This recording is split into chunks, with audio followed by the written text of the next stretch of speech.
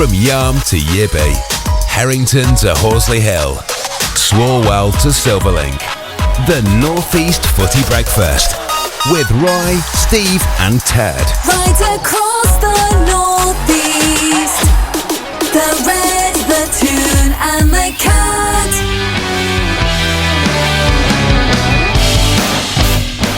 Good morning, gentlemen. We have a full complement. Yeah, good morning. Good morning. Good morning. Morning, Steve. Welcome back, mate. The Wanderer returns. Yes, I'm back again, lads. Back again, like a bad smell. You managed to navigate the trains of the UK with some, quite some expertise, to be honest. I'm quite impressed. I do, mate, yes. Transportation is my forte. I can get from A to B very well. Usually walking quite a few miles, but yeah, I've got to use the train to get to London, lads. Absolutely. You like, people have said you're like the thinking man's John Candy. Planes, trains and automobiles. I meant sense of humour, obviously. Obviously. Not like the state of them in Cool Runnings. You know? Rye, how are we, buddy? Good morning, mate. How are we? Doing really well, thank you. It's a bright, shiny day here. It's 19 degrees. I'm sitting here with just my undies on, having a cup of tea. Great. Sorry if that's ruined anyone's breakfast. I've already had mine. I've gone middle class again, lads. I've had me overnight oats. I've had me chia seeds. I've had me frozen fruit. This healthy living thing, it's killing me. I'm not going to lie. I'm on to my fourth salad now. I've just asked the missus, like, am I not skinny yet? But apparently I've got to do this for a few months or something. And, you know, got to get the cholesterol check next week, lads, so I'm behaving myself. Yeah.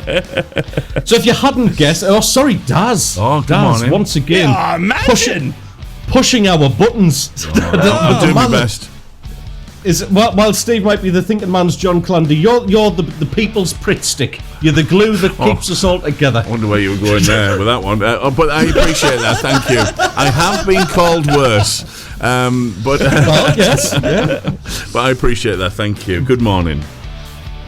So, good morning, mate. Good morning. Did you know, Daz, there is a town in Wales literally called Darren? Oh, no, I didn't.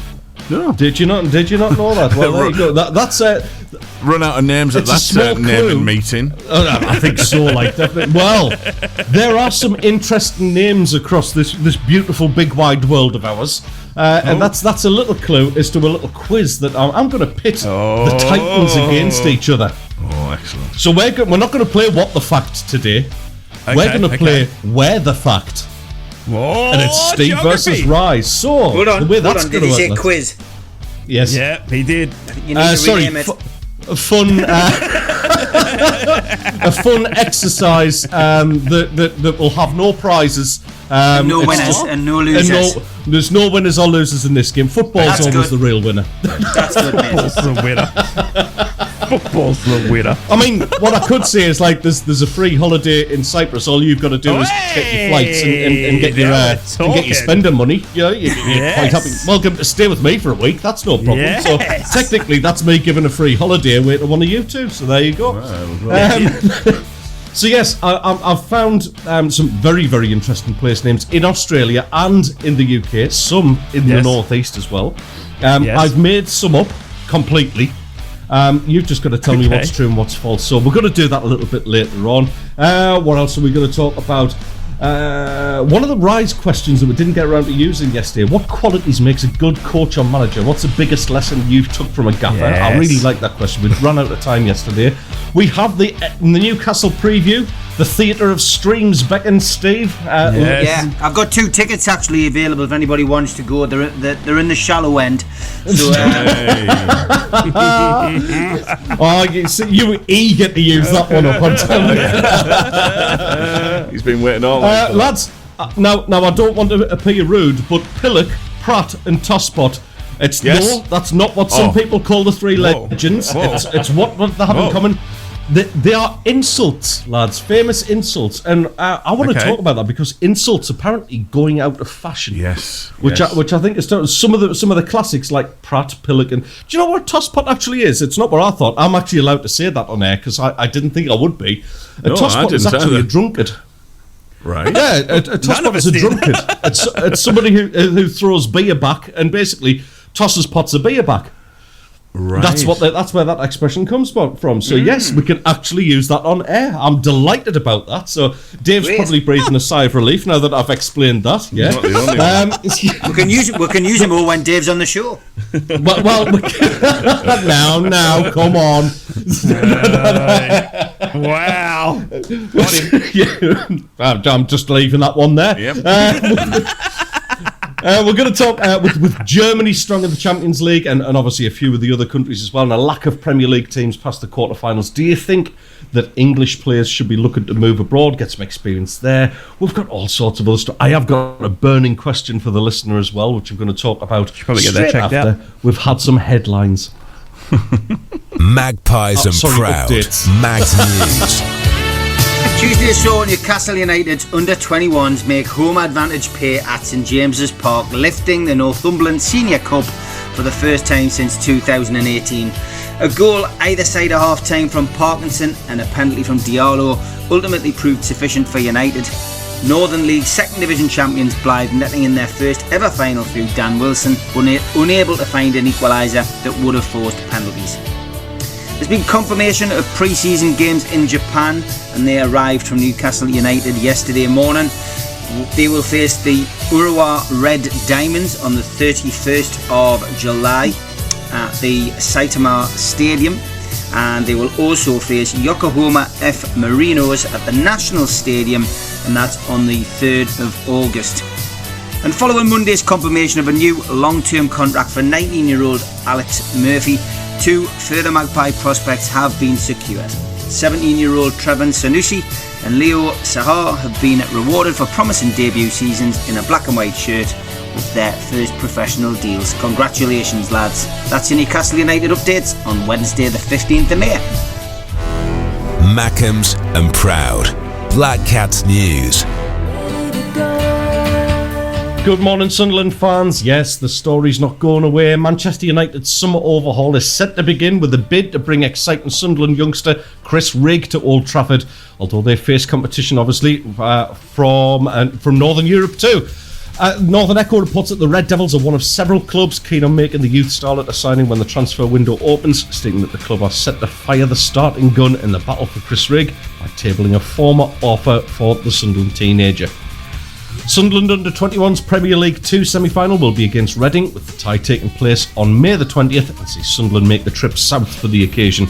The other semi will be battled out between Spurs and Chelsea on May the 19th, which of course means the lads are just one step away from a highly coveted final.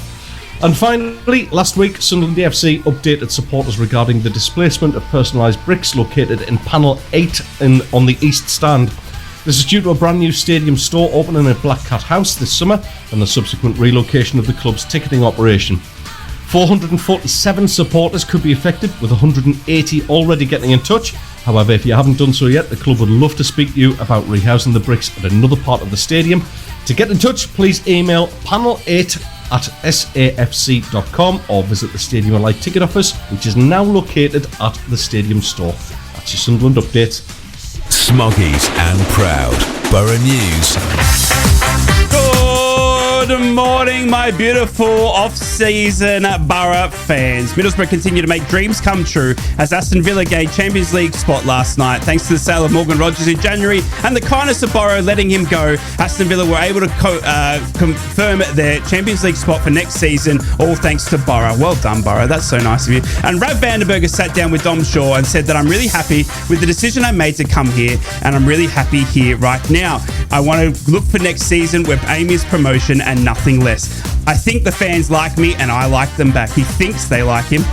This Rav Vandenberg, I love you forever tattoo's not going anywhere, mate. And this different here to what I'm used to. It's more like a connection, like a family that Michael Carrick has created. Oh, stop it. I'm welling up. I'm welling up. And as well, Middlesbrough have had news from Emmanuel Latte, last agent, saying that Latte is not looking to go anywhere and is looking forward to going to another promotion push next season. His agent said, although he is a fit and informed striker, there will be speculation, of course, around him, but he's not looking to leave at this current stage. Get in! That's your Borough updates. Good morning.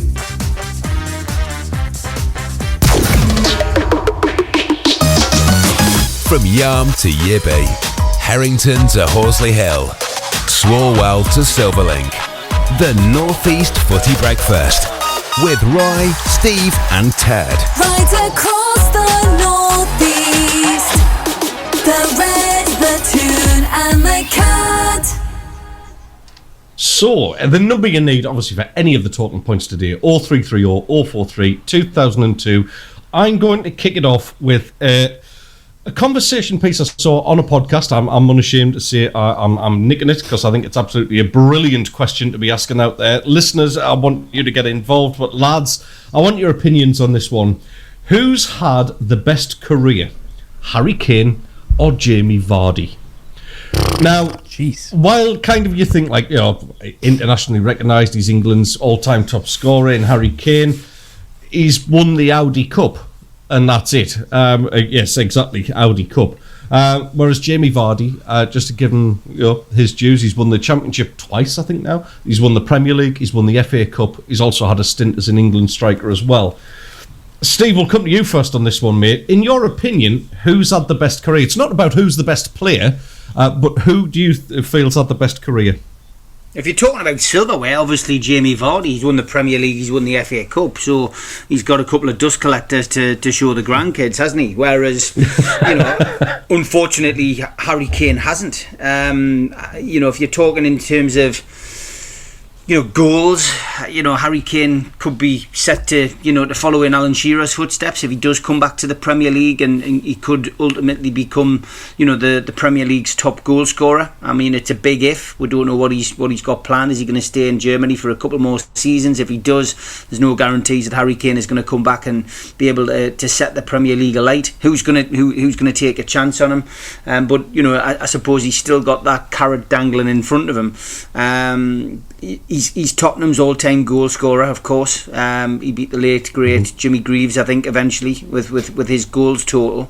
Certainly at Spurs anyway. But he's captained England, and he's gone all the way through the ranks at England, under 17s to 19s to 20s to 21s, and then to the full national side in 2015. And he's played 89 games. He's creeping towards the all-time greats cap record. He's still probably got another 2 major tournaments in him, and probably will at least eclipse the people at the top of that particular table. And he scored 62 goals. So ultimately it's a great question, because I guess it depends on which side of the fence you look at. But if we're talking about medals, trophies, then you've got to say Jamie Vardy, and especially where Jamie Vardy came from. I mean, basically Harry Kane was he went through the academy, hasn't he? He's gone through the academy at Tottenham. He's gone out on loan to Orient, to Millwall, to Norwich, to Leicester. He earned his corn, he learned his craft, and then he's ultimately he's broken into the first team, and the rest is history. Jamie Vardy came from non-league football. I actually saw him play at Dunston two and a half years later. After scoring against Dunston, he's playing for Leicester in the Premier League. Absolutely mental. What a rise to prominence. So he's like Ian Wright, Les Ferdinand, both late starters, but they've gone on to do well. So if you had to get a definitive answer for me, you've got to say, no doubt about it, Jamie Vardy is probably he's had the better career, because he's got 2 dust collectors. Right, I like that, dust collectors. I really do like that. Right, similar sort of question, mate. A lot of people are kind of the opinion that if you are counting up the silverware, then of course Jamie Vardy's had the better career. Yep. Who would you rather have at Boro, though? At this, you've got a chance to sign them both now as they are. Who would you have, and who do you believe's had the best career? Well, that's a different question. Made me think now. If I had to sign one right now for the Borough, I'd have to go Jamie Vardy. Just he's proven in the Championship. I mean, Harry Kane's fantastic, and I mean, you wouldn't say no, but Jamie Vardy, he scored how many goals in the Championship this season? We know he can do it, so it's proven. I mean, Harry Kane, of course, you would think would be able to bang some goals into the Championship, no doubts about that. But for me, Jamie Vardy, I mean, he's got the experience, he's got the leadership, and like Steve said, he's got the silverware to boot as well. And unfortunately, that's the only thing Harry Kane doesn't have, isn't it? And he went to Bayern Munich now chasing that, and he hasn't been able to don't get it either. He's a curse, and I don't want that curse at the Borough, to be honest with you. Sorry, Harry.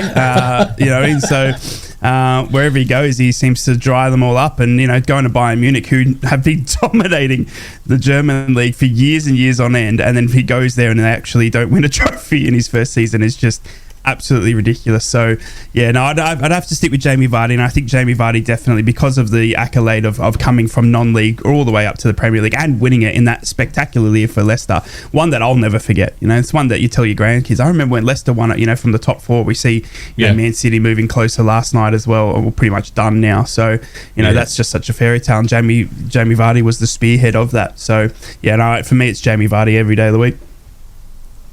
Good. Daz, what's your opinions on that one, mate? I'm a Kane fan. I think he is one the wrestler.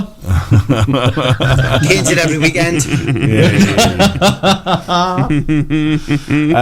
I do like him. I know he has his critics, and I actually feel sorry for him that he's gone over there, had such an amazing season and still not won anything. I think I'm just too much of a softie, aren't I? I sort of did see a thing last night. The only thing that would stop Man City winning the league this year is if they signed Harry Kane, which I think is a bit harsh. True, very true. Yep. No, so I think Kane will go down as one of the best English strikers ever, without a doubt. I think he will come back, and I think he will get close to Shearer's record. I think he will argue that being remembered for one of the best goal scorers in the Premier League era is a successful career. I think others. That sounds like a Spurs fan. Yeah, maybe it is a little bit. There is a however DVD coming. of fourth place. Yes, there is a however coming. I just think in terms of Vardy, he's seen it all. He has seen those dirty, scruffy pitches at Dunstan, all the way up to the Champions League. I think one of the only, I can't remember, is he the only player that scored 11 goals in a row at the start of a season? Was that? I certainly think he broke the record. I think it was 11 in a row. Ruud van Nistelrooy was the one with 10, wasn't it? Yeah. Which that's not to be sniffed at as well. You remember some of those goals that he scored. I remember one at the he scored at home, sort of from the right wing. It was like a volley that it was ball over the top, and he scored it from about 40 yards out. For me, it's got to be Vardy for what he's seen and for what he's done. From where he's come from to where he is. For me, it's Vardy. Good stuff. Well, like I said, 0330. Me, I'm definitely Vardy. Absolutely, definitely Vardy. I think to have sort of grafted his way up from where he was, like you say, playing non-league all the way through to Premier League. Harry Kane, while he did have those loan spells in lower leagues, he was still a Tottenham player. He's been there. And he's sort of been there at the top. Now, I don't know whether maybe that's me just being a little bit elitist or something like that, but I just feel Vardy to do it with an unfashionable side and win silverware and have the career, still play for England. That season they won the league, everything he hit was going in. Like you say, Daz, that one from out on the right wing was just incredible. I would love to have him in my side now, absolutely. Whereas, as Rise quite rightly pointed out, Sunderland couldn't be any more cursed with goal scorers, I suppose Harry Kane couldn't do any worse than come to Sunderland, really, could he? Probably never score a goal again, but there you go. So for me, it's Jamie Vardy. But 0330 043 2002, let's have your opinions on that one. Who's had the best career, Harry Kane or Jamie Vardy? Coming up after the next bit, after Daz goes up in the helicopter, we'll be asking, where the fact? Ooh. From Wickham to Whitley Bay, Stonygate to Shields, Doggy to Darlow Backlane, Steve, Ted and Rye, the North East Footy Breakfast. Right across the North East, the Red, the Toon and the Cat. And you can get in touch with the North East Footy Breakfast at any time, 0330 or 43 2002. A couple of messages in this morning for us. Matty, good morning, Matty. Morning, Matty. Morning. Our friend. Morning, Morning, Matty. lads. It's great waking up knowing that Arsenal have bottled the league, and apparently it's still Newcastle's fault. Man City were always going to win the league, Pep, and then players always find a way. And he also says, I know Steve is a Tom Baker fan, so this week is an episode called Boom, written by world-class Stephen Moffat. We begged him to write it, inspired by Genesis of the Daleks. Can't move, or Doctor Can't Move, or uses Sonic. Tension, emotion, jeopardy, knife edge. So there you go. Well, I've got to watch the first two. I've got to watch the first two. I'm probably going to do that either tonight or tomorrow, because obviously Doctor Who restarted at the weekend. And I'm busy reading Jonathan Helm's book at the minute. Cult Edge's book, the Blake 7 series, Production Diaries. So it's something right up Matty's street, that, because obviously he works behind the scenes, and it's a fantastic book. I'm a big Blake 7 fan, and the lads at Cult Edge and the lads and lasses at Cult Edge have done a great job. And they've just done a Break 7 monthly, which used to come out in the late 80s, early 90s, and they've just done a new version of that. So there's plenty for all of us Blake 7 fans out there. Brilliant. I used to love a monthly magazine, me. Yes. Before they became ridiculously expensive. The only ones now, aren't they? Those magazines where you used to have to buy like 100 copies to like make an Airfix model and stuff like that. You collected one piece, and they used to discontinue it. But they used to get a number 84 or something, and then because people didn't buy it anymore, they discontinued it. So you just left with a load of plastic. Yeah, just ridiculous. I used to get the Unexplained magazine. Yeah, that was brilliant. I used to love that. I used to get that. You'll have to explain. Yeah. Murder case book, where they used to cram all the serial killers and well-known criminals into the first 15, and then you'd be left with another 85 of people you'd never even heard of. Our Barry's been in touch as well this morning. Morning, Barry. Morning, Baz. Morning, Barry. Morning, best Brekky show, he says. Steve, do you think we'll beat Man U? And what are our chances of catching Spurs? It looks difficult. I don't think we'll catch Spurs. We'll obviously be reviewing the game a little bit later, but it's a tough game. I think we all predicted a win against Brighton and felt Newcastle were going to dominate and win that game. This is a completely different game. Bit of kidology going on in both press conferences. I listened to Eddie Howe yesterday and listened to Ten Hag. I think the two teams that they claim are going to be on display tonight will be polar opposites. I think Newcastle and Manchester United could well be closer to full strength than they were admitting yesterday. I think it's going to be a hell of a game. This could be as good as the 4-3 at Anfield, years ago in 95-96. I think it could be an absolute barnstormer. But I've got to be honest, I'll be watching. I'm not going to this game tonight, but I'll also be keeping a close eye on Brighton Chelsea. Yes, yeah, that's a crucial one as well, isn't it? Yeah, massively important. You say you might not catch Spurs, Steve. Spurs are doing a good job of actually trying to catch you going the other way. Yes, they really are, aren't they? They're just on the most horrendous form. It needs Newcastle to win 2 games, and it needs Spurs to lose. I just don't see it. I mean, look, they were playing Manchester City last night, man. I watched that game. I got back in time to watch it. Manchester City were just they were sublime at times, but they've just got a way. They've just got a way of doing it, and they cope with pressure because they've been in those pressure situations for season in, season out. And if Pep manages to win the league for the 4th time in a row, which of course is now a Premier League record, that's some going. That considering they looked all out of it at one stage. Arsenal have given it a good crack this season though, but ultimately they look as if they're going to be the bridesmaids, never the bride, but at least it's gone to the last weekend. It's going to go to the last weekend, and that in itself is great. It gives us all something to get our teeth into at the weekend. There's so much still to be decided at the top of the table, and it is exciting. It's been an exciting league this year. Oh, it's been fantastic, to be honest. I mean, obviously, I spend most of my time watching Championship football, but to see that pan out the way it has, and you're right to mention Arsenal as well.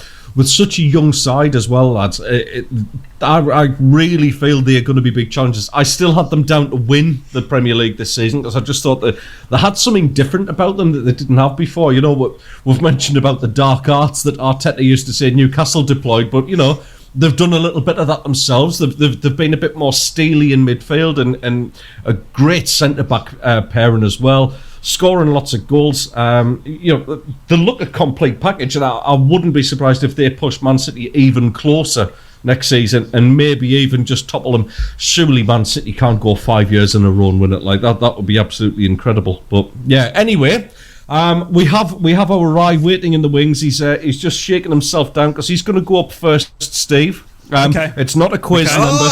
Aye. It's not a quiz, all right? No. Favouritism. I'm off one show this week, and suddenly Rye goes first. He has sent us a Sunderland shirt, mate. You beat that. And I did. You've had a gift out to me, Steve. Rye's never had one, so we can't say there's any favouritism here. Like so, we need some clothes. He's sitting there with his kicks. I know what a horrendous idea. Yeah. Anyways, so. Okay. We have. Oh, hang on. I've got ready. One too many there. That's it. Oh, Let's no. have a look. 1, 2, 5. We have 10 place names.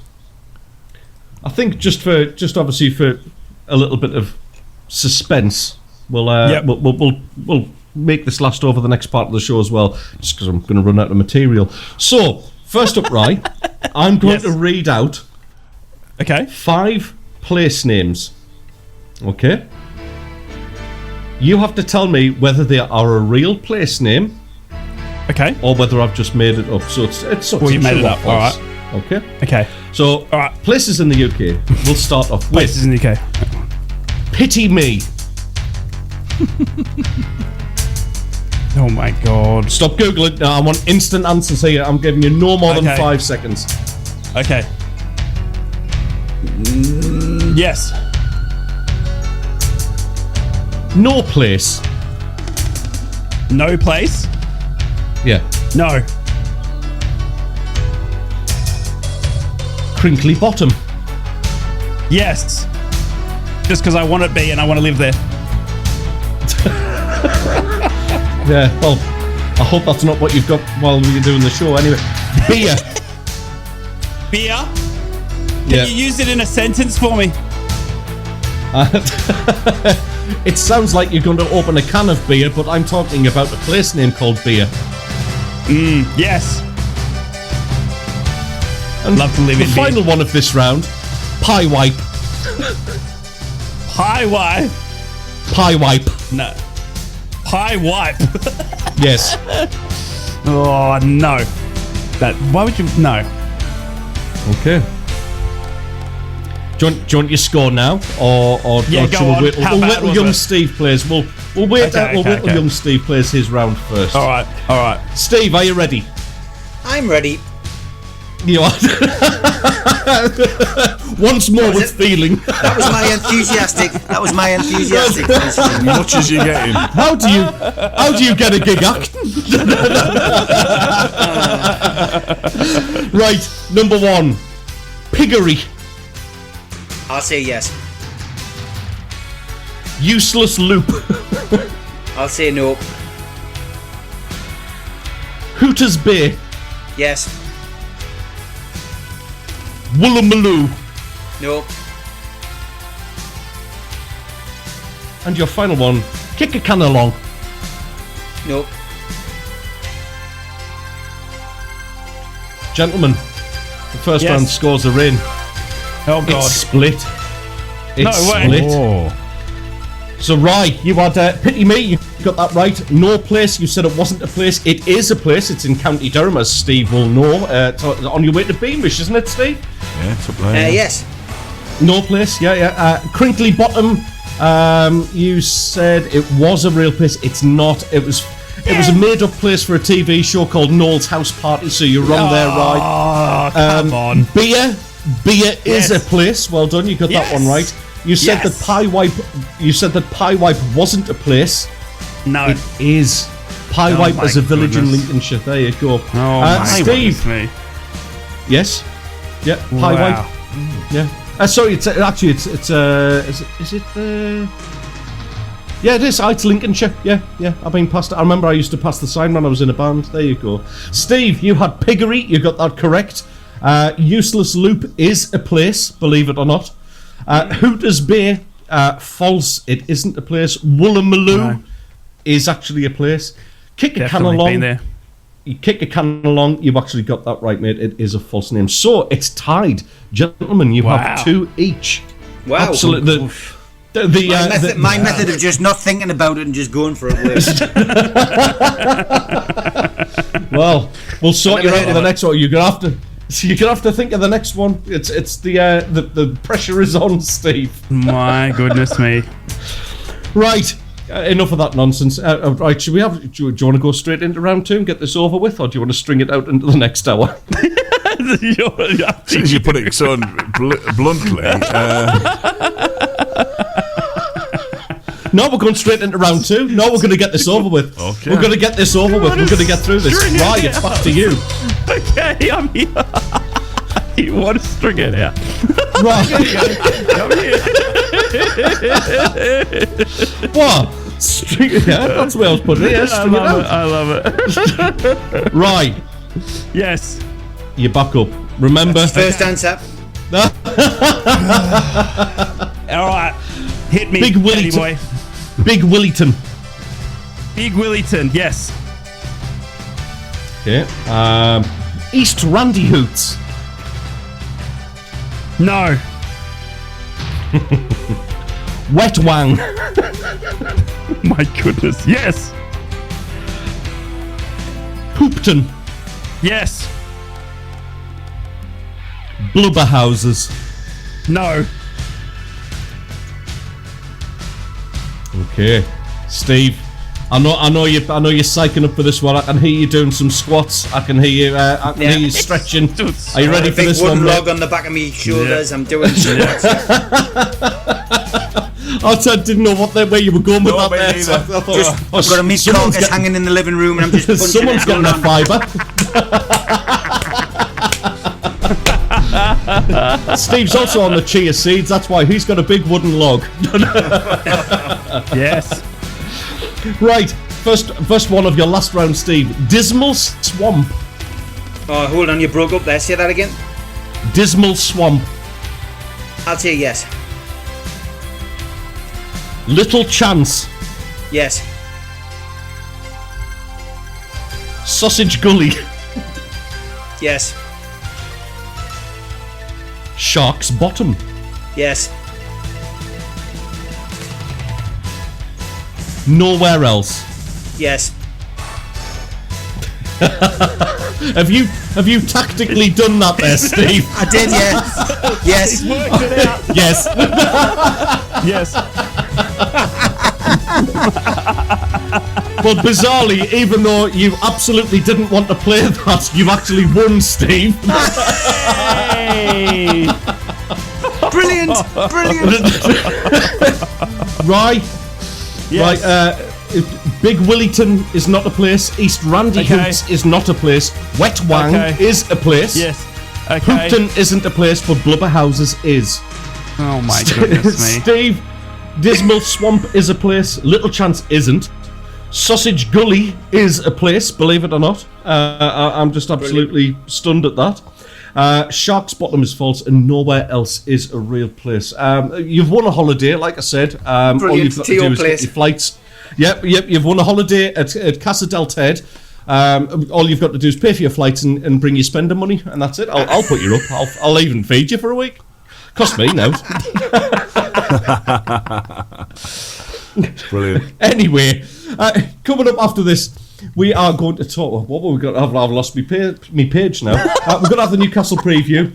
We'll have that on the lead up to 8 o'clock. Pillock Prats and Tosspots. We'll get that on the WhatsApp just about every single day, to be honest. We're going to talk about insults. Plenty more to come after Daz has gone up in the chopper. From Yarm to Yibby, Harrington to Horsley Hill, Swalwell to Silverlink.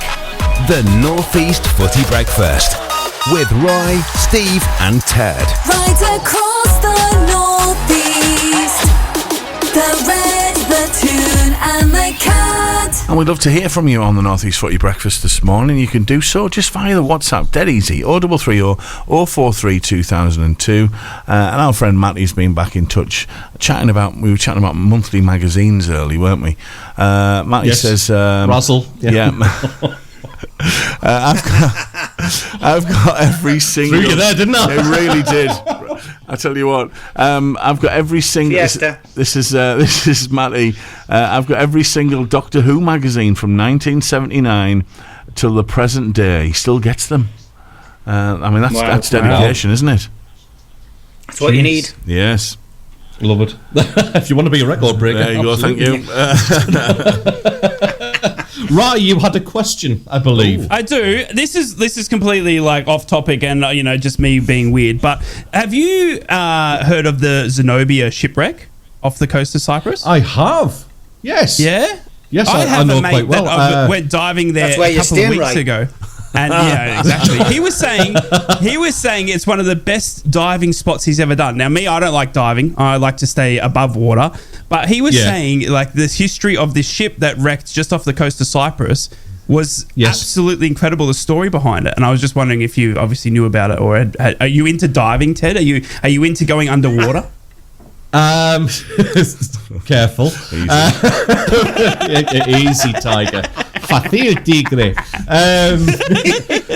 I'm believe it or not, I'm not a very strong swimmer, which is something embarrassing to admit at the age of 45. I'm not a great swimmer. I would love to be able to do it. I have a friend of mine lives in the village, Marco, who's actually an instructor there.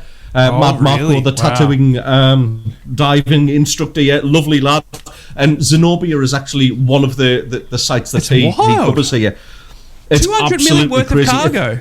It went down with 200 million of pound worth of cargo sitting at the bottom of the ocean. I mean, it's not there now. No, of course not. But like, that's what it took down with it. Do you know what I mean? Like, incredible that. Yes.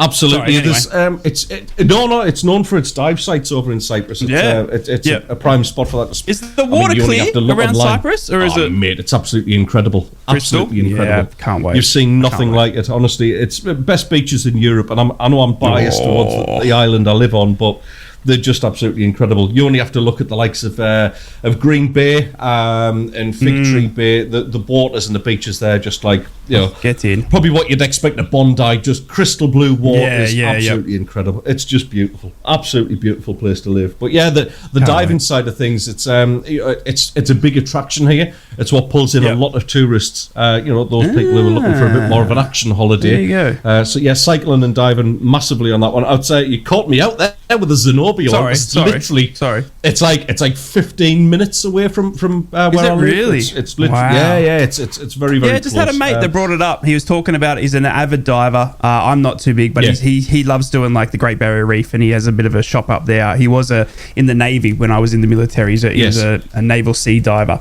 And when he got out, he just kept it, recreational. And he was talking that he was there a couple of weeks ago. I'm like, I've got a mate there. And we were talking about Who's it. That and he was Dave. Dave, the owner. He flies in and out. Yeah. So it was just interesting to me. Sorry to be segued, but I apologize for it was just interesting to see. Watch this for a link. Speaking of Navy, what about the Uncle Albert of football, Harry Kane or Jamie Vardy? We're going to talk about. See what I did there? See how I pulled that round? Oh, I tell you what. Well done. Yeah, man is on fire today. Yeah. 2 coffees and chia seeds. Absolutely. That's a violent and sudden reaction from the stomach, that one. The main talking point that we're asking the listener today, who's had the best career, Harry Kane or Jamie Vardy? 0330 043 2002. Give us your opinions on that one. But without further ado, there is a big match tonight. Not only do I want the preview, Steve, I want the lads to have a little chat about who do we think is going to finish in 6th place, because Chelsea right bang in form, Manchester United, you just can't predict what they're going to do. Newcastle just kind of keep on grinding away and getting results. It's becoming an intriguing little race there, Steve, isn't it? How do you see tonight going, mate? Well, E-I-E-I-E-I-O, up the Premier League we go. We've done well, lads, and no matter what happens, whether we finish 5th, 6th, 7th, we've had a hell of a season. It's been difficult at times with the injuries that we've sustained, but Eddie Howe deserves a massive amount of credit for getting us to this stage of the season, still in with a shout to 5th place. I think 5th probably just going to be beyond us. I still think that there'll probably be 4 points for Newcastle out of the next 2 games, and I think Spurs will do enough to just steer clear of us. But tonight is the first opportunity for Newcastle to cement a potential place in Europe, but also to cement a rare opportunity, which is finishing above Manchester United in the Premier League for the first time. It's not something which you set out to achieve. Newcastle have set out to achieve European football. Like every team at the start of the season, they've set out to achieve the impossible, which would be to win the Premier League. Failing that, get into the Champions League. They haven't been able to do either of those things, but they've given themselves a fighting chance of getting into the Europa, and I'm very proud of being a Newcastle fan always, but even more proud of me side again this season. It's been every bit as good as last season, but for different reasons. Manchester United, they've become a little bit of a laughing stock. We've probably covered Manchester United. It's probably been the 4th covered team on this show since August, because we obviously look at Newcastle, Sunderland, Middlesbrough on this show, but we've probably talked about Manchester United, more than any other team, and really it shows you how badly they're doing. They've still managed to get to a cup final, and they've still managed to give themselves an outside chance of Europe, but it just has been a farce. And I think it's probably because what's going on off the pitch as much as what's going on it. And the state of Old Trafford at the weekend, when the rain started pouring down after the Arsenal game, and it was just literally like Niagara Falls coming through the roofs. I mean, it's no wonder that the fans are wanting change, and they're wanting the Glazers out. But this is a really big game. It's probably the biggest game of the season for us. It's, as I say, if we can go down to Old Trafford and if we can draw, we will finish above Manchester United, and that is an amazing achievement. And it's an opportunity really for both sides to give it a good go. I'm expecting goals. We again didn't learn a great deal from either of the team talks, the managerial press conferences yesterday, both of them using a bit of kidology. We know that Joe Willock, Lewis Miley, Matt Targett, Sandro Tonali, Sven Botman and Jamal Lascelles won't be involved. It is expected that Alexander Isak will be available. He wasn't feeling himself, was a little bit ill at the weekend, and subsequently went off. No real update on Callum Wilson other than he was ill. And he was really looking at both strikers yesterday to see whether they're both trained and whether they would be available. I think both will be available tonight. I genuinely do. Also, he did mention that the Brentford match might be more realistic for Wilson. So not sure what this illness is, not sure what this bug is. A lot being made of the fact that people saying that they didn't see Wilson at the game. Well, if he's got an illness, they don't want him sitting in the club. They don't want him sitting in the dressing room passing it to everybody else, do they? So I wouldn't read too much into that. But it's, as I say, a bit of kidology going on. There's a chance that Fabian Schär could be involved tonight, and Kieran Trippier.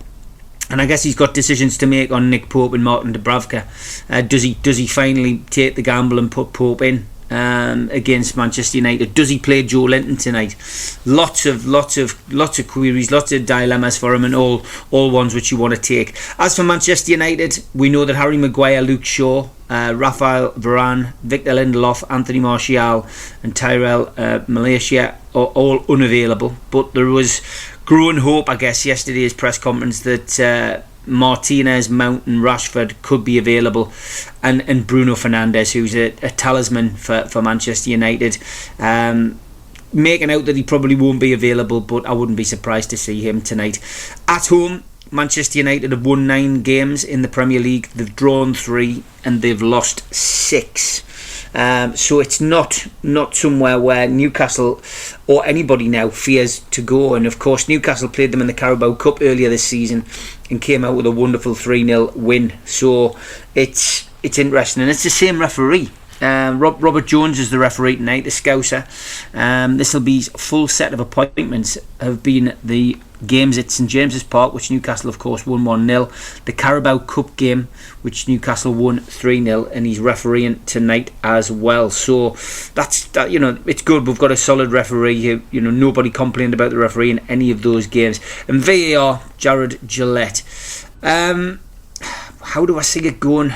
Oh, you know what? It's so difficult at this stage of the season to predict games. I just think there's going to be goals. My mindset said to me before the Brighton game, this could be a 2-1, but I think both teams are going to go for it tonight. This could be a 3-2 or a 4-3 tonight. It really has that feeling. We've already seen it this week. Last night, obviously, Manchester City dug out and got the 2-0 win. But look at that Liverpool-Villa game the other night, 3-3. Liverpool 3-1 up, Villa coming back to draw 3-3. Anything could happen tonight. So I'm gonna go for a Newcastle win tonight. I'm gonna go for a 3-2 win. I think it's gonna be topsy-turvy game, backwards and forwards, goals galore, and I think it's going to be, it's going to be the entertainers entertaining tonight. And Manchester United they've got a cup final to think about. I know their mindset will be on, we can qualify for Europe via the league, but they've also got a cup final on the horizon, and I guess a lot of those players are going to want to play in that. But we've just got to hope that the dressing room unrest that's been linked with Manchester United is true, and if it is, then Newcastle will be in a good place. And just a couple of little points of interest. I mean, if Newcastle do avoid defeat, that's going to confirm a finishing, as I mentioned, above Manchester United for the first time in the Premier League, and the last time we achieved it was 1976-1977, Newcastle finishing 5th, Manchester United finishing 6th. And since Edison Cavani's 71st minute goal at St James's Park in 2021, Manchester United have failed to score against Newcastle in the Premier League for 289 minutes now. This is going to be the 10th time that the two clubs have met, 3 times in the same season as well. Newcastle have never kept a 100% record intact in the previous 9, so some interesting stats getting thrown up there. But I'm going for a win, lads. What about you? It's a tough one to call, to be honest, Steve, because it's one of those that I think this has far-reaching implications, this game. Not only in in terms of qualifying for European football. Obviously, that's the big question that's going to be answered with this game, or it's going to go a long way to answer it. Certainly, the thing is, for me, I think it's going to affect management jobs. I still think that without qualifying for European football, I think Newcastle's ownership could look to maybe oust Eddie Howe, and obviously the one who's under definitely more pressure than Eddie Howe is Ten Hag, because without European football, that's been an absolute tragic waste, and they've spent some money. Absolutely, everybody knows they've spent some money. I think this has massive implications. This game, I think there'll be goals as well. I think there'll be maybe a tetchy start to it. I think there'll be some spice in it. I honestly can't see both teams finishing with 11 men on the pitch. I think there's almost at times, certainly in the Keegan era, it used to have almost a feel of a derby about it. I think you will almost see that again tonight. I think there's a lot riding on it. Both teams up for it. I think you're absolutely right in saying there'll be goals in it as well. Man United need a big performance, and I think they might get one tonight. The one, you're not going to like it. I think it'll be 3-2 the other way. I think it'll be 3-2 Man United. And I wouldn't be at all surprised to see Ahmad get on the score sheet, because I thought he was absolutely tremendous in the last game for them. One of the bright sparks against Arsenal. I thought he had a very, very lively game. He gave Arsenal a bit of a rough ride. He's getting into his stride a little bit now. I'm going to go Man United 3-2 on this one. Rye, what do you reckon? Yeah, it's going to be interesting. The press conference is what's got me, like Steve was saying. I mean, listening to Eddie Howe and him saying, Isak's been unwell, we're not sure if he's available, and then Callum Wilson, the classic old Eddie Howe press conference, because I was going in going, this is Newcastle, easy, and then I listened to that and I'm like, well, I don't know who's playing anymore. Do you know what I mean? Who's going to rock up for Newcastle, because he's doing the old trickery stuff. So it's interesting to see. It's going to be a fantastic game, and I think it really does lock in sort of that little battle there between Newcastle, Chelsea and Man United. Obviously, West Ham now out of it on points, catching Newcastle or Chelsea, but this is Manchester United's only chance to finish either 6th, 7th, or ultimately in 8th, and it's an interesting little battle. And to throw Chelsea in there as well. I mean, Chelsea are on a 3-game winning streak now as well, so it's going to be interesting. Man United got 2 losses. Newcastle coming off that draw with Brighton as well. You're actually right, Ted. I think it's going to, it's got a lot to say, doesn't it, on Man United's, future at Ten Hag at home as well. They've come off such a woeful couple of games. Yep. Under Ten Hag, the stadium's falling apart. You've got the Sir Jim Ratcliffe era that's not really taking off, and then you got Newcastle sitting in 6th. 4 wins in the last 5. Really trying. I don't think they can catch Tottenham now, even though Tottenham. What's happening to you, by the way, Ange Postecoglou? Give me a call, mate, because it's fallen apart there. But did you see his presser after the game? Oh, mate, he was. He's not impressed, is he? No. Did you see him walking over to a fan, abusing a fan as well, mid-game? He stopped. He was literally mid-game, and he walked behind him and said, "Oh, I just wanted to get an eye on which fan was yelling at me. Now I know who you are." And then he walks back in the middle of the game. Yeah. Wow. Far out, Ange. I'll tell you, he's a bit of a unit to be walking towards you. I think. Not wrong. He was angry. The legs will have started to go there. Oh, fuming. Like that bloke out of underbelly. Yeah, it was wild. Anyway, sorry, getting off topic. I think it's going to be a fantastic game. I'm actually going to sit on the fence, so I apologise. I'm going to go 2-2, and it's only because I don't know if Isak or Callum Wilson are playing, because Eddie Howe is just like Doctor Who. That'll do for us. A draw would do. I want to win, but a draw would do. That means we'll finish above Manchester United. Yeah, and I think that's what I think. I mean, I don't think he'll openly admit this, but I think that's what he'll line up to do tonight, Eddie Howe, especially if he is without his front firepower. I think he'll go there with a view of not getting beat. That'll be the game plan, I think. And I think it'll be a draw. I think it'll be, I think there'll be goals in it. I think it might be a 2-2 or even a 3-3. But I think they're going to come away with a point tonight, and some soggy feet. In terms of how it all works out, it's 6th Europe now, considering Man City are probably going to win the league. It's whether Manchester City can beat Manchester United in the cup. I mean, Newcastle could finish 7th, I believe, and if Manchester United win the cup, then Newcastle wouldn't get Europe. But I think if Manchester City win the cup and Newcastle finish 7th, they would be in Europa Conference. If they finish 6th, they'd be in Europa. It's starting now to look a bit more obvious what's going to happen, I think. But yeah, we'll know a lot more after tonight. If Newcastle lose tonight, it goes to the last game. Newcastle need to win, and if Newcastle win and Manchester United win, Newcastle will finish above Manchester United, but then it goes down to the cup final. Simple as that. Simple as that. Simple and as complicated as that. Clear as the water under the stand. Yeah. So confused. Loads still to come. We're going to talk Premier League players going abroad to play a living. We're going to talk pillock prats and tosspots, which is obviously what we get called on a daily basis. Morning, Dave. Just stop it.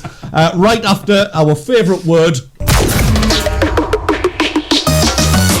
From Yarm to Yibby, Harrington to Horsley Hill, Swalwell to Silverlink, the North East Footy Breakfast with Roy, Steve and Ted. Right across the northeast, the red, the toon and the cat.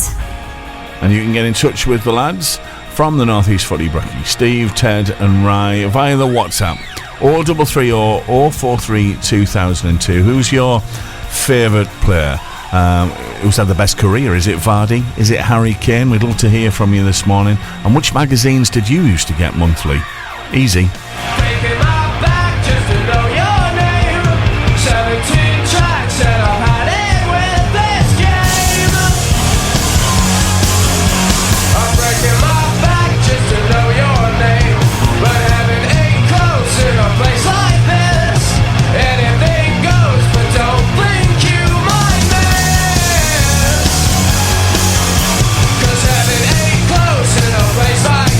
I said I have it ain't close in a place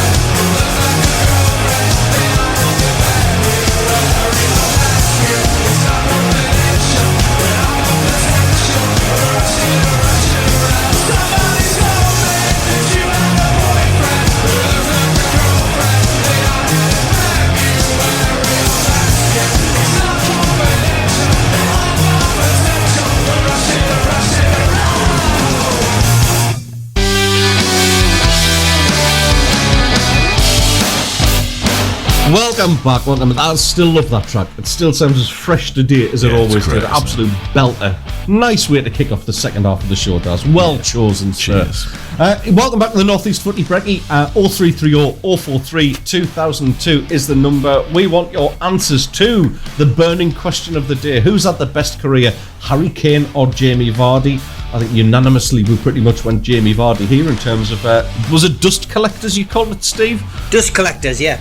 Dust collectors or trophies to give them another name, I suppose. So let's have your answers to that one. Still loads to come. We're going to talk insults, pillock, prat, tosspot, card, drip, toe rag, all of that. Toe rag, yes. Love a toe scallywag. Morning, Dave. Stop it.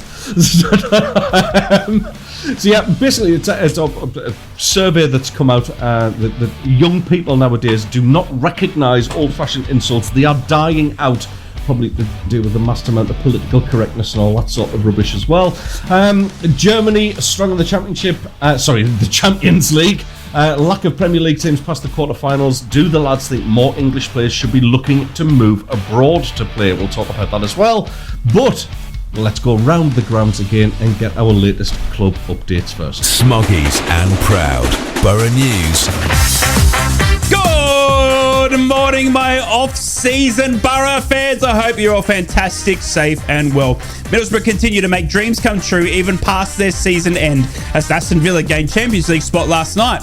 Thanks to the sale of Morgan Rogers and the kindness of Boro letting him go in January, Aston Villa were able to qualify for the Champions League, all down to Middlesbrough and the sale of Morgan Rogers. Well done, Aston Villa. And look, checks in the mail. Rav Vandenberg has come out and said, I'm really happy with the decision I made to come here to the Boro and really happy here right now amid speculation about his future.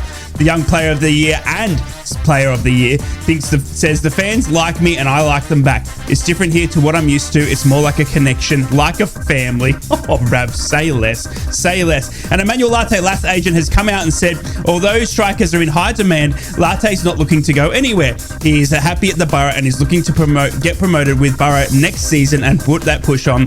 I'm sure there will be inquiries, but at the moment, Latte is happy at the Boro. That's what we like to hear. That's your Boro updates. Good morning. Magpies and Proud. Mags News. Tuesday night saw Newcastle United under-21s make home advantage pay at St James's Park as they lifted the Northumberland Senior Cup for the first time since 2018. A goal either side of half-time from Parkinson and a penalty from Diallo ultimately proved sufficient for United. Northern League Second Division champions Blythe netted their first ever final goal though through Dan Wilson, but they were unable to find an equaliser that would have forced penalties. And confirmation of the pre-season in Japan has arrived from Newcastle United yesterday morning. They'll take on Urawa Red Diamonds and Yokohama F Marinos on the 31st of July and the 3rd of August respectively.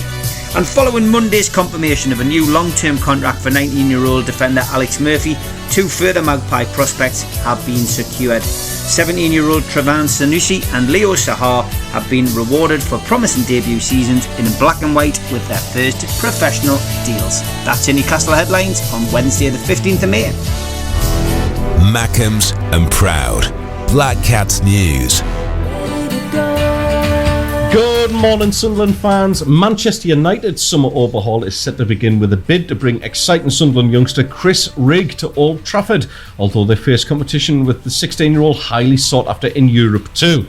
The Northern Echo reports that the Red Devils are one of several clubs keen on making the youth starlet to sign him when the transfer window opens, stating that the club are set to fire the starting gun in the battle for Chris Rigg by tabling a formal offer for the Sunderland teenager. Sunderland Under-21's Premier League 2 semi-final will be against Reading, with the tie taking place on May the 20th and see Sunderland make the trip south for the occasion. The other semi will be battled out between Spurs and Chelsea on May the 19th, which of course means the lads are just one step away from a highly coveted final. Last week, Sunderland AFC updated supporters regarding the displacement of personalised bricks located in panel 8 of the East Stand. This is due to a brand new stadium store opening at Black Cat House this summer and the subsequent relocation of the club's ticketing operation. 447 supporters could be affected, with 180 already getting in touch. However, if you haven't done so yet, the club would love to speak to you about rehousing the bricks at another part of the stadium. To get in touch, please email panel8@safc.com or visit the Stadium of Light ticket office, which of course is now located at the Stadium store. That's your Sunderland update. From Yarm to Yibby, Harrington to Horsley Hill, Swarwell to Silverlink, the North East Footy Breakfast with Roy, Steve and Ted. Right across the northeast, the red, the tune and the cat. Yes, welcome back to the North East Footy Brekky with me, Ted. Oh, we've got Steve, we've got Rye, and we've got Daz pushing the buttons, keeping us all together, keeping everything working. Good morning, lads. Good morning, lads. Good morning. Crashing on into the second bit of the show now. I can't believe how quickly this is going, to be honest, but there we go. Let's talk insults, lads. We're good at these. We are absolutely good. I think, especially the Brits and the Aussies collectively are absolutely fantastic at coming up with insults. But little names like sort of pillock, prat, tosspot, torag, plonker, nitwit, git, numpty, all of those, they're dying Morning, out. Dave. Apparently, it was a survey of 2,000 people. 2,000 young people are completely stumped and have never heard these expressions at any stage in life whatsoever. Lummox, 62% of young people have never heard of it. Bampot, which is a beautiful Scottish expression as well, 60% never heard of them. What I want to ask, lads, and there is a serious side to this, believe it or not, are we losing banter and little bits of like sort of, it's not insults in like sort of, you know, being absolutely horrible to each other, but you know, little playful nicknames we have for each other, that sort of thing. Are we losing our identity a little bit and losing our ability to pull these off because we're kind of, well, we're scared of HR? We'll start with you, Daz, because I know you know, you're slightly more, how can we put this, comedic, senior. I went with mature. You went with comedic. I mean, I suppose that's it just shows you never really know someone. No, yeah. I saw this report and I think it's really, really sad. You know, some brilliant names there that are on there, and you said the word banter there, which I think, you know, a lot of those names were used as banter. You know, plonker. You know, the harmless, silly little names. Fools and horses. Yeah. You know, it was said this morning. Alts has been in touch and mentioned numbnuts, which I thought was one that's, yeah. I don't know if he's having a vasectomy or what, but he says it's sad he's never heard that before. So I just think it's really sad, and I think, you know, the reason for it is that, you know, people are so offended these days. You can't say anything. Yeah. And, you know, people are so offended by, you know, and Ricky Gervais says this brilliantly, just because you're offended doesn't mean to say that you're right. You know, everybody has their different thoughts on this, and everybody has their different gauge of where offence takes place, and unfortunately that gauge has gone crazy. It's gone absolutely crazy, and I think, you know, this whatever generation, whatever you want to call it, but how society has come where you can't do these things, you can't call people something or have a bit of banter in the, you know, particularly in the workplace, without HR being on the phone, like you say, Ted. Yeah. You know, the world has gone a little bit crazy in that respect. So I think it's really sad that these names are going, and yeah, I think Torag is my favourite out of that list. It's just one of those that Absolutely. is just so brilliant, and it's like, oh, you little Torag. Yeah, I love it. It is a beauty. It is a beauty. Steve, I mean, me and you grew up in a time in you know, in an industrial part of the northeast, where, you know, calling each other a lummox or a drip was probably about the most polite thing you could call each other. But, you know, we are kind of losing it a little bit. And I mean, it's great that, you know, our cities are diversifying. We're becoming, you know, more, I guess, broadened in terms of our culture and things like that. But of course, we don't want to lose our identity and you know, be able to come up with these little witty retorts and things like that. It's kind of a shame that we are losing. That's where it is. It's part of an identity, isn't it? That's what we're losing. Yeah, definitely. Of course it is. Yeah, I mean, and you're right in suggesting that it's the woke society that's changed all of this. Over the course of the last 10 years, but we've lost some really, some really big insults. But I mean, for me, this has happened over time. I mean, if you go back further, into probably the 19th century, people were called a cad. I mean, yes, people were called a blunderbuss or an afternoon farmer. Ninny. I mean, a ninny, cow-handed. An afternoon farmer. I've not heard that one. Well, that was a somebody who's laggard. lazy. It's a farmer who rises late and is behind in his chores. So I love it. So basically, all of those have disappeared long before we even, were a twinkle in my dad's eye. So it's really just become, it's just changing. Time changes, things change, and a lot of these things. Milksop was another one. Do you remember that? Milksop. Yeah, it was Is that like that's a piece of bread soaked. It's a piece of bread soaked in milk, but it was a term used for somebody who was soft and effeminate, a girlish man, one who was devoid of manliness. Wow. Which is one definitely one you wouldn't get away with now. No, definitely not. A ruffian is another one that you don't use. But there's some that I'd never even heard of when I started looking into it. A skinflint, I think we've all heard of that. A miser, somebody who's tight. Yeah, absolutely. Slugabed, which was a parasite, one that cannot rise in the morning, somebody else who's lazy. A sting bum, we should bring that back. You absolute stingy. What's a sting bum? A stingy or ungenerous person. So again, somebody who's stingy. tight. Yeah, somebody who's tight, yeah. An unlicked cub as well. I can't believe anybody would have ever used that. A loutish youth who has never been taught manners, from the tradition that a bear's cub, when brought into the world, has no shape of symmetry unless its mother licks it with her tongue. Just some weird stuff. White-livered's another one I'd heard of. I'm absolutely going to make it my mission to get that into a conversation today. You're going on like some kind of unlicked cub. I mean, I probably will be back in front of HR, trying to explain, look, this is what it means, but, I've got a season ticket there now, to be honest with you, but there we go. Right, I mean, the Aussies are absolute kings of banter and insults and all that sort of thing, but I mean, I guess you're even on dodgy ground calling each other Bruce and Sheila these days, aren't you? It's kind of, you're another society that's losing it.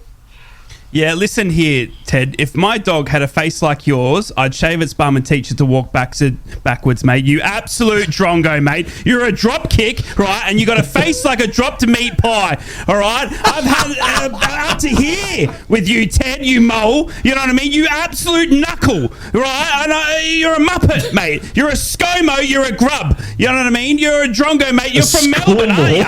You're from Melbourne, aren't you? You're a nutty, mate. You know what I mean? I've just had it up to here with you, and I'm so glad we're at the end of the season now, Ted, because I just can't work with you. You absolute face like a dropped meat pie, mate. It's enough, and I'm so sorry to the listener that you've had to hear this on air, but Ted is from Melbourne, outside of Sydney, looks like a shark bit him on the left eardrum. Anyone tuning into the radio this morning, just at that point, Rye is okay. Yes, we're all right. The only disappointing thing there, right? You missed out Flamin' Galah, but we'll come back to that. Actually, you know what? I know we've got to take a very, very quick break, but I want you to. I'm serious. We're going to unpick some of them because I want to know what all of them mean. But yes, let's have some Australian insults right after Gaz has been up in his chopper. From Wickham to Whitley Bay, Stonygate to Shields, Doggy to Darlow Backlane. Steve, Ted and Rye, the North East Footy Breakfast. Right across the North East, the Red, the Toon and the Cat. Welcome back to the North East Footy Breakfast. We are almost into the last half hour of the show now. We've still got a couple of questions, a few talking points to go, but Before we went to the traffic, Rye appeared to have some sort of mental breakdown and started calling me a whole host of Australian insults. I'm clipping it up, I tell you. Now, absolutely, I want that as my ringtone, to be honest. If you can get that on an MP3, get one of the lads in the office to sort that one out for us, Stars. I'll be much appreciated. Thank you. I'm being deadly. Like a ringtone. Yeah, a ringtone. Like anybody doesn't have their phone on silent now. You know what I mean? Can you believe we went from buying ringtones off the back of a magazine to actually everyone having their phone on silent? It's ridiculous, but there you go. So yeah, a couple of questions I've got for you, right, on the subject of insults. There's two that spring to mind that most English people will know from either Home and Away or Neighbours. Yes. One of them is your flaming galah. So if it's safe to do so on radio, please can you explain to us and the listener, what is a flaming galah? What was Alf on about? Yeah, so flaming galah is obviously galahs are a bird here that are quite noisy, and it stemmed from back in the day when you were waking up or you were woken up by flaming galahs, like a galah that was so noisy out your bedroom window that it'd wake you up. So that was sort of where it came to provenance back in the day, where it sort of started, and then obviously Alf Stewart made it famous in Home and Away by just calling everyone a flaming galah. But it became an insult because it was an insult towards the galah bird for waking you up. You were absolutely so angry with a galah waking you up in the morning that you... flaming is the nice way of putting it, by the way. We dulled it down for TV, by the way. It wasn't flaming. It was other words that we used to call galahs, by the way. Of course. Which yeah. We know the Aussies sprinkle those in, like, exactly. God bless you. You know, it's exactly. Yeah. Okay, so let me just get this right then. So a galah is something loud, shrill, and wakes up the neighbourhood, yeah? In Australia. Well, the way I've been told, right, is that if you were to call someone a flaming galah, it's someone who's a bit of an idiot, a bit of a silly person, but is also lovable and able to laugh at their own silliness. So, yes, that's sort of the description of a galah, yes. I'm getting some sort of, like, I don't know, there's something pointing towards, like I feel like I know one. Yes. But anyway, the other one is your dag, which obviously get down, Bancy, your dag. There was a commonly used expression in Neighbours, circa, I don't know, late 80s, early 90s. What on earth is a dag? Yeah, is it safe?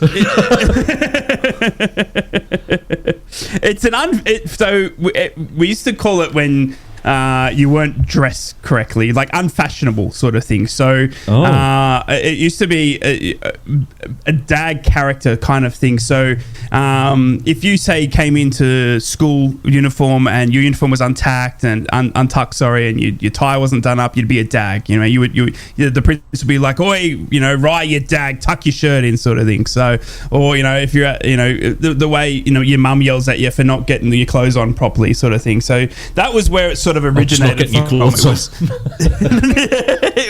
It was an unfashionable sort of statement. So if you were dressed like a dag, you were dressed sort of, you know, unproperly, I guess you could say. Yeah, correct. Yeah, right. Yeah. There you go. See, every day is a school day on the Northeast Footy Breakfast, isn't it? I feel like everyone's learned something. It's education's fun. Do you know, if I could identify with one character from Friends, I think it would be Monica, because I do find education fun. But there you go. It's quite sad, but there you go.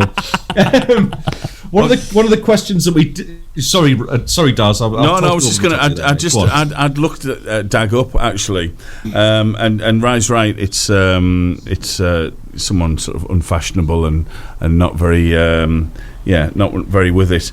But originally, why am I bringing this up? No, Google it yourself. I'm not mentioning the house. People might be having their breakfast. Just think sheep's rear end and then move it on. Move it on. Really? Yeah. Move it on. Well, there you go. Speaking of rear ends, we're into the back end of the show now. Yes. Give me a word, I'll segue it into radio talk. Well done. Knockout. One of the questions we didn't get round to answering yesterday when it was Rye's show, but I thought it was a really, really good question, actually. We've all had them. I guess you could open this up broadly, not just talking about football coaches, football managers, but, gaffers in general, I suppose. But what qualities makes a good coach or manager, and what's the biggest lesson that you've taken from a gaffer? Steve, we'll start with you with this one, because I know obviously you've been a gaffer in football terms as well. You've been a boss in terms of a business. What qualities makes a good coach or manager, mate, and what's the biggest lesson that you've been able to take from a gaffer? I genuinely feel that a good manager has to be able to do more than just select a team and to get the fitness levels up. It's got to be man management. Yeah. Man management's the key. I think, genuinely speaking, if you can put your arm around a player that needs his arm put around, or give some words of advice, or basically let a player know where he's going wrong in no uncertain terms. I think that's what changes things. I think that's what makes you the better manager, and not being afraid to change things as well. The best example I've seen in the Premier League in recent years is Pep Guardiola, and he's the man at the moment. He played an entire season more or less without a striker. I mean, who's ever done that? And won a trophy or two. Dominated, exactly. Yeah, he's brought Haaland in, who clearly was a good striker, and he's smashed all kinds of records with him. It's an amazing achievement, and he's the kind of person you need. I've watched the Amazon documentary with Man City, and you get a little insight into how he is with people, and there's lots and lots of key management there. But he, when you think about it, we spoke about Phil Foden. He'd be playing, every single game for a team like Newcastle at this moment in time, but he's been rested a hell of a lot this season, and it's just knowing when to drop a player, and being able to have the respect of the player, so that when you are dropped, you're not going off in the hoof or kicking off. It's that's it. It's being a good man manager. At a Sunday level, obviously miles away from the Premier League, I was a good man manager. I wasn't a tactician. I wasn't somebody who could tell you, could alter a game and tell you, tell me players, this is what we need to do to change it, unless it was obvious. But I was lucky enough that I had really good players that played for me on a Sunday morning, and we ended up with a load of dust collectors ourselves. But yeah, that's what I think it is. The difference is being able to do, being a master of it all, and being able to man manage. That's my answer on what it takes to be a really good coach. Nicely done. Daz, obviously, sorry, Ryan, I'm going to come to you last on this one, mate. No, you're right, mate. It's for a reason, because I want to bring Ange into this, but there we go. Daz, you've seen many of them at Boro over the years. What strikes you as what the qualities that make a good manager, and any lessons that you've been able to take from managers and gaffers? I mean, I think a calmness. We've seen it with Carrick, haven't we? We've seen that sort of that level of being able, just no matter what's going on, just trying to keep things calm, and keep your players calm and level-headed. I totally agree with Steve. It is about man management. It is about getting the best out of the players, and sometimes that needs to be an arm around them. That needs to be a strategy that is so different from the hairdryer treatment of Sir Alex days. I'm sure that's needed at times as well, but in this day and age, and particularly with some of the younger players, the way they're coming through, that hairdryer treatment is archaic in terms of the response that you'll get from them. We've seen this particularly with players of late, haven't we? That where players have moved on, or players are go out of favour. And that's quite often because maybe they haven't been managed as well. I don't know. I think man management is absolutely key, but I think there's also, and I think we've seen this with Carrick and with Warnock as well, is a work ethic. That's a big thing for me. And when I was a manager in my previous job, you go out and you demonstrate a level of work ethic. A level of work ethic that you expect from everybody else. and from everyone, from here to there, in terms of whatever your role is, there's a work ethic, because there's a job to do. And I think that's a big one for me. And I think, you certainly see that in Carrick, and you certainly saw that in Warnock as well. There's who's by the way back in management again. Just can't get it up. Segue. Yeah. So I think there's I think that for me it's about a work ethic. It's about demonstrating a level of graft that you expect. But I also think it is about dealing with people, and somebody bought this for me when I became a leader 10 years ago, and it was a quote from Gandhi, and it said, "Management used to be about telling people what to do. Now it's about getting along with people." And I think there's a lot to be said for that. It's not about being best mates with your workers. It's not about having a boozy culture and all that sort of thing, going out and everything. But it is about a respect thing. It is about that if people have got an issue, they feel as though they can come and talk to you rather than slag you off behind your back. There's a level of a relationship as a leader that I think is all to do with that, and I think that's a brilliant quote from Gandhi. Yes, and particularly if things go wrong, then people will be more willing to come and talk to you about it. Will be more open about it because of the relationship that you have with them. That's the way I used to manage, and it used to do me really well. No, I think that's all fair points as well. I'm going to agree with both of you lads. The man management side of things, or people management, as if we're talking about the broader scope of things in workplace as well, I guess. The management of people is absolutely key, because if you're not getting everyone on side, then it just makes the struggle, or the task, much more of a struggle, to be honest with you. And it's recognising that the different people have different needs, different requirements. It's about readiness levels. Steve made a great point about Phil Foden. A guy who's he'd be shoehorned into any Premier League side whatsoever.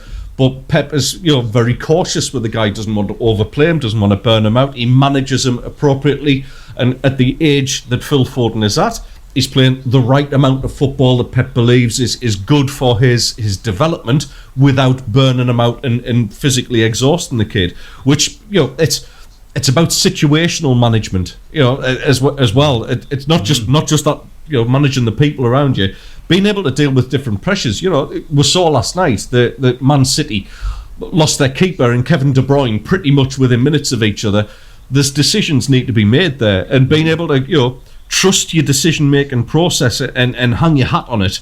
It takes bottle to do that. So, situational management and people management, for me, absolutely the most important things out the lot. I know I want to get Rye's take on this one as well, but and then we're going to actually lead into talking about Ange, which is obviously one of the better people managers out there in the game at this moment in time. However, maybe last night it was, same here. Does the radio work as well?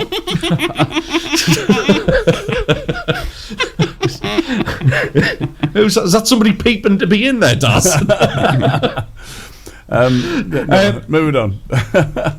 Yes, exactly. We're going to get Rye's thoughts on that one. We're going to talk about Ange right after this short break. From Yarm to Yibby, Harrington to Horsley Hill, Swarwell to Silverlink, the North East Footy Breakfast with Roy, Steve and Ted. Right across the North East, the Red, the Toon and the Cat. Thank you so much for all your WhatsApp messages this morning. You can always WhatsApp the show. Always. 0330 043 2002. We were talking about slang names and things. Alts has been in touch. He says the Greeks have only got one, and it sounds like... yes. Yeah, okay, we'll move that one on. Thank you, Ted. Morning to Neil. Morning to Neil as well. Daniil's been in touch. Morning, Daniel. Well, this. He sent this a little while ago. He said, "Great first hour." That's very kind of him, isn't it? Vardy versus Kane. Nice. Okay, so Kane has proven himself to be a great striker in terms of his scoring exploits, but he's Team Vardy as he's done the hard yards, moving on from non-league all the way up from Premier League to Europe, adding that the England caps too. Vardy's career is similar to that of Les Ferdinand, who started at Hayes. That's very good comparison. On tonight's game, he thinks it's going to be a tough one. Hopefully Newcastle can flood the Man U box with opportunities. Very good. Well done. And, well done. He can't go to the game tonight, but he hopes he finds a decent stream to watch it. Boom, another. Hey, absolute double impact there from Daniel. Love it. So thank you for everybody who messages in 0330 043 2002. Yeah, I had one in as well from Big Nige, who's listening to us with increased frequency. Thank you. Morning, my Big best Nige. mate of many years, who's just decided to start listening to his best mate's radio show now. Thanks very much. Yes, I will show you up at every opportunity. Oh, the stories I could tell. Yeah, now you're worried I've got a microphone. Yeah, but he has messaged in about some of the insults that we've missed out as well. You need to include clown shoe and Biff in your forgotten insults. Biff is a great one. Biff is an absolute belter. Yeah, Morning, Dave. That's got to go on the list. Absolutely. You know, I was thinking earlier when we were talking about man management. I was thinking I can't say it. Why? I'm in trouble for saying man management, and you rightly said it right. Said people management. People management. Yes, I do apologise yes. for anyone offended. Yes. No, that's. For any Biffs offended by that. Imagine that we actually have to. I think I've just spoiled that. What a load of clown shoes. Anyway, before we went to the travel, we were talking about what qualities make a good coach or manager. What's the biggest lesson you took? So we didn't get Rye's opinion on that one. Rye, tell us what qualities you think made, and of course. One of the man managers or people managers that we love very, very much, Ange, he's had a lot to say after the Spurs game yesterday, so we'll talk a little bit about that. The floor is yours, sir. Yeah, no, look, it's a great question, obviously, about the coaching and man management, and leadership just springs to mind for me. As someone in charge, I just want leadership. It's someone that I want to look up to as a young lad, someone that can provide the way forward, it just oozes, someone that's strong, I guess, leader that knows that once you want to run through a brick wall, that's what inspires me. Now, obviously, the kids of today needs something different, probably. But when I was young, I needed a leader. I needed a father figure that was going to be there, both on and off, the field, and help guide me through life. And we heard a fantastic story yesterday of Sir Alex Ferguson, and that one just springs to mind, exactly that, of before you buy a house, son, you're going to have to go and learn how to cook. Do you know what I mean? That type of leadership would have just oozed class with me, and I just would have eaten it up and just done anything for that person, sort of thing. So for me, a good gaffer, a good coach is someone that just oozes that leadership, just someone that can take the reins and said, follow me, lads, and then you just want to run through a brick wall for them, because they'll go, that they would do it for you and you would do it for them. Now, would that work in the current day and age? I'm not too sure. We heard Steve saying he's more of a man manager and stuff like that. Maybe that's what the kids need, but that wouldn't have worked with me. That wouldn't have, I needed to be told, given direction, and given that sort of that I guess enthusiasm, that excitement that what we're doing is the way forward and it's the right way forward. Whether it's wrong or right in their head, we don't need to know that as their colleagues, sort of thing. So that's something that I look at when it comes to that. And yes, flicking back onto Ange Postecoglou, what a night it was for our big Aussie at Tottenham. Absolutely incredible what he's had. I mean, he started off as this breath of fresh air in the management scene when it comes to reporters and sitting down and doing these, post-match, pre-match interviews. He just oozed class, didn't he? His comebacks, his tidbits, his reactions were all just top-notch, and it was inspiring, funny, aggressive, pass it forward, we're going on the attack, come with me or get off the boat, sort of thing. And it's just... I mean, that is great if everyone buys into it. And last night, unfortunately, he revealed that the club, Tottenham, haven't bought into it. He said there's cracks on the field, there's cracks off the field, there's cracks in the fan base. He said the majority of the fans last night didn't want them to win because if they had won, it would have given Arsenal a chance. And he said, what kind of, fan base do I have when they don't want my team to win at all costs? And that's not how Ange is, brought up. That's not what his livelihood is. He's there, he's paid to win games. So it was incredible to see last night that crack of an incredible man. I mean, he mid-game, he went and abused a fan. I'm not sure if anyone saw this, but there was a fan behind him giving it to him saying, let him win because we don't want Arsenal to win and all this sort of stuff. And he just walked behind, yelled over his coaching staff at this fan and said, I've seen you now, I know your face. I just wanted to know who you are so I can remember you, sort of thing. And yeah, look, it's unfortunate because I just scarily feel that Tottenham aren't going to continue with Ange now because of the way he is. I mean, it was great at the start of the season, but I just hope they give him more time to buy into it because what he's bringing into that club is a culture of winning. And I'm not being disrespectful to Tottenham, but you haven't had that. I mean, the amount of years you've gone without a trophy in the top 6 and all this sort of stuff. So Ange is trying to change this culture, and you can see how hard it is to do in the current day and age because not only does he need the players to buy in, he needs the fans to buy in, he needs the staff to buy in, he needs the whole area to buy in what he's trying to do, his philosophy of creating a winning culture. And you can see last night how difficult that can be and how the cracks can show, especially when you don't get those results that you want. So, yeah, that's sort of how I sum it up as a leader, as a good coach, someone that can inspire me to run through a brick wall. And that's probably me coming through the military and all that sort of stuff. I needed someone that I was willing to go into battle with and know that I could trust them, but also if they told me to jump, I would say how high, sort of thing. So that sort of summed it up for me, and then obviously a little bit around Ange last night as well, which was absolutely incredible. Yeah, I personally hope they do keep him. I mean, listen, I'm not the owner of Spurs. I probably would have spent more money if I was, but there you go. Let's be honest. He's the sort of guy, though. I mean, I don't know whether I'm just being enchanted by the guy in his press conferences and hearing the way he speaks, but if I was the owner of a club, I'd want that guy to actually help me build my club to be winners. Yeah, he has got that mentality, and it's not blowing smoke up the Aussies' backsides, but it is a bit of an Aussie attitude and an Aussie mentality. It is. They just don't like getting beat.